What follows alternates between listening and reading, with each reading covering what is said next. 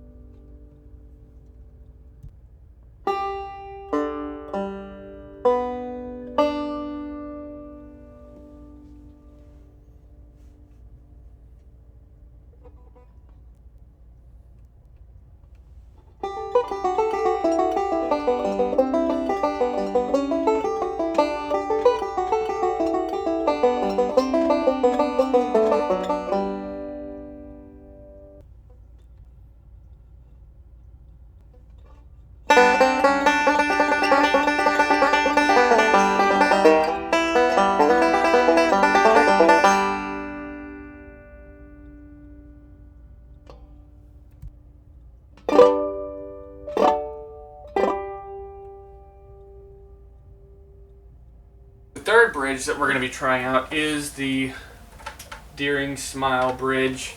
It's got a very tight grain of maple, which is great. It's a very dense wood. It's going to communicate sound well. Let's see what we think.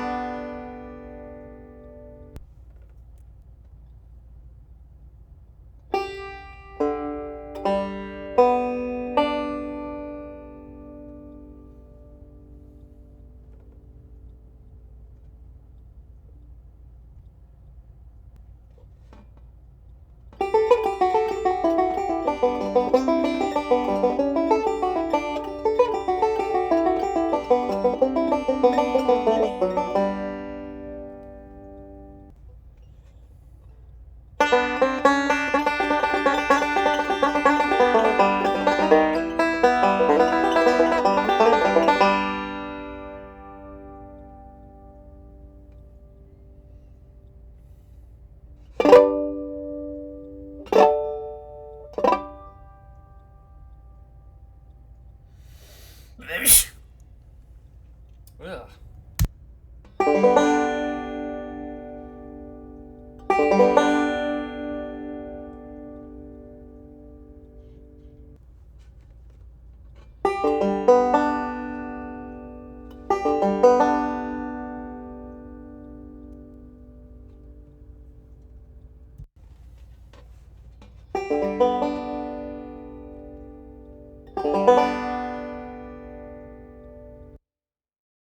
Well, I don't know about you all, but the main thing that I noticed out of the Deering Smile when comparing it to the other bridges was it was surprisingly warm and surprisingly mellow for being a brand new bridge.